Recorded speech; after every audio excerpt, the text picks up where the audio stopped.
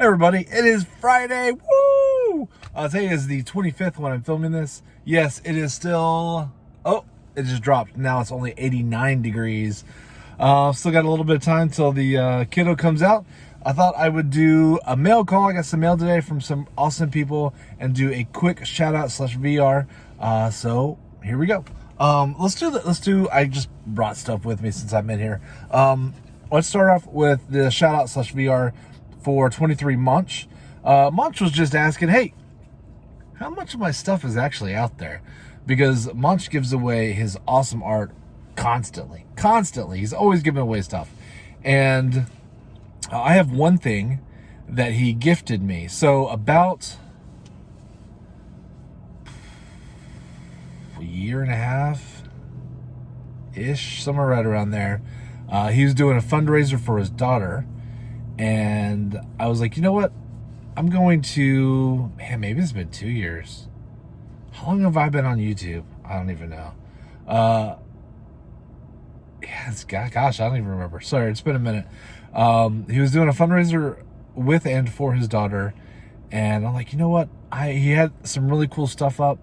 And I bought a couple things for...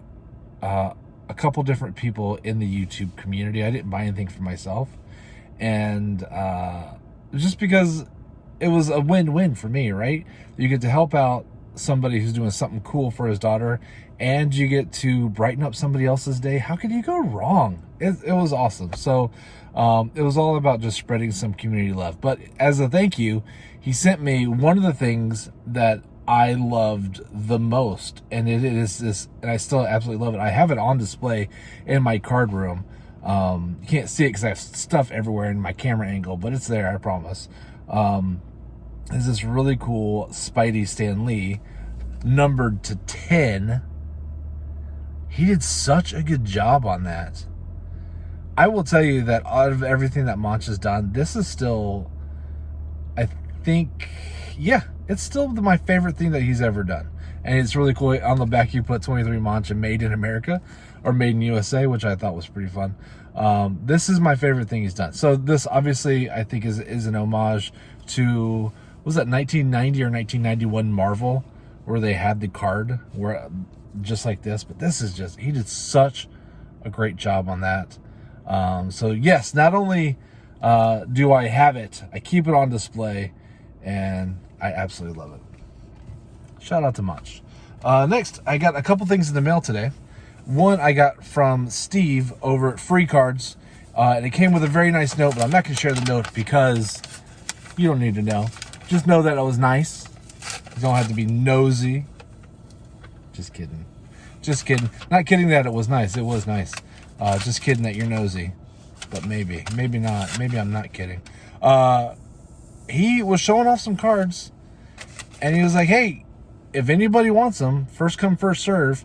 And I'm like, well, yeah, there's a Roger Staubach in there. yeah, I'll take a Roger Staubach. He's amazing. And somehow, I was the first person to claim Roger the Dodger. And then at one, I was like, yes, that's awesome. I'm going to get a Roger Staubach card. And then 2, I was like, what is wrong with the community that nobody spoke up before me to get Roger Staubach? Look at that. He's amazing. Are we not appreciating the greatness? The greatness. I don't know. All you Cowboys haters are missing out. This guy was something else. Something else.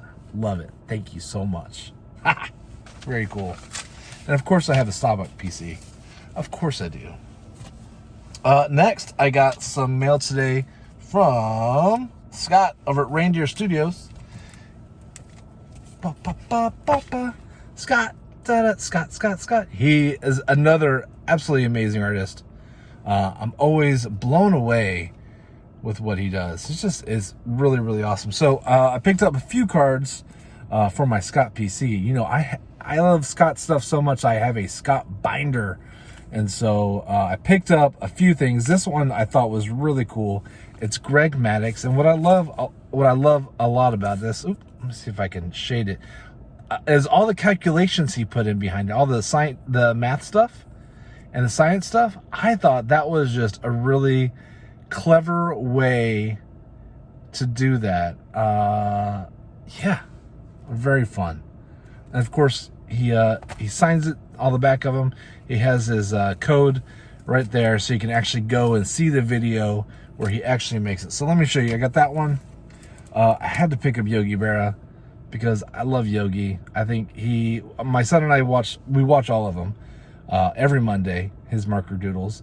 And we got to talk a lot about Yogi on this one. He's like, he looks weird. I'm like, he did look weird, but he was hilarious and he was amazing. And I started telling him some of the Yogi-isms and stuff like that. It was super fun. We have this Mike Trout, which is really cool. I love that he picked the one where Trout's over there signing autographs for kids. And I love how he just worked in the hands with the markers. I thought that was really clever.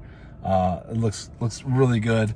And then, although I don't love this uniform, Nolan is wearing the wrong colors. But how can you not pick up Nolan Ryan? One of the GOATs. The GOATiest of GOATs. Look at him. He's just like, he's pitching for Houston right there. He knows he's going to pitch for another 10 years. And that he's going to set records that will never, ever be touched. Amazing. Amazing. Scott, I love these, man. Keep doing what you're doing. When it comes to Scott, I've said it before. It sounds weird to say proud, so I'm not going to say proud, but I will say that I am really thrilled that he has had the opportunity to kind of put his corporate life on the back burner and then just really go after his dream. And so few of us actually do that. Like, I'll never do it. Like, when I was a kid, I wanted to be a writer. I love to write. I love to write stories. One of my favorite things when my kid was little is every night I'd lay next to him in bed and I'd read him a book, and then he'd always be like, well, I want to hear a story. And I'm like, okay, well, what do you want it to be about?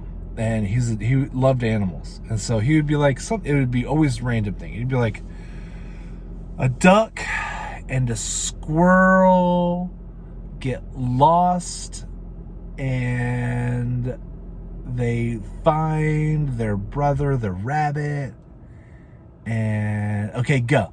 And that's just how it was. And every story always started with once upon a time. Always. It's always how our story started. But I always forgot how they started. I never could remember how they started. So he had to help me get it started. And I would just come up with a story that worked in with whatever animals he brought in. He didn't always give me any kind of like scenario hint. He would just say animals. But my stories always needed to have some kind of like moral or something that he needed to learn. Like, listen to your parents, or don't listen to strangers, or don't trust strangers, or stay in groups, or whatever it is. But yeah, I would do that pretty much every night. And then he'd get a little bit older and we'd do a little bit more like actual reading and less imaginative stories for Dad. But it was always fun. Then when we would read, I would, in fact, I still do it today. We still read together. All the characters have to have their own voices. And so we would read How to Train Your Dragon was a good series that we enjoyed. I think there were like 7 books. I think we read all of them. And, I'd get out my Scottish accents and stuff like that. It was fun. That's it. So I'm rambling. Typical. But, I got another 40 minutes in this line. So I'm going to let you go. Shout out to Munch. Shout out to Free Cards. And shout out to Scott over at Reindeer Studios. Awesome. So I'm going to spend the rest of the time prepping for some TTMs by writing some notes. And I may read this What If today. The last 2 What Ifs I read were, but I haven't shown you those yet. Anyway, hope you have a wonderful weekend. I'll talk to you later. Bye. It takes three things to be a nerd. You have to be smart, socially awkward, and obsessed. All three of those things, and you are in fact a nerd.